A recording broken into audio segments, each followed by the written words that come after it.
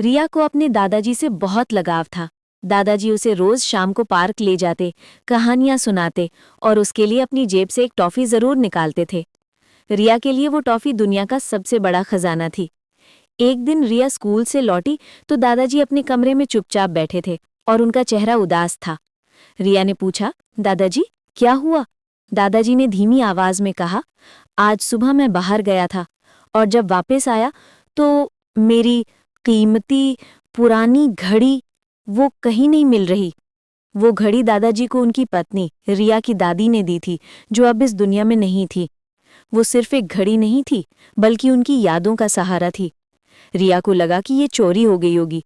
बिना सोचे समझे उसने अपनी नौकरानी काकी पर शक किया, जो बहुत गरीब थी। रिया ने गुस्से में काकी से पूछ लिया, क्या आपने दादाजी की घड़ी ली है? काकी की आंखों में आंसू आ गए। उन्होंने बस सिर हिलाया और बिना कुछ कहे अपना सामान पैक किया और उस शाम काम छोड़कर चली गई। अगले दिन रिया अपनी चीजें समेट रही थी जब उसे पलंग के पीछे एक पुरानी लकड़ी की डिब्बी मिली।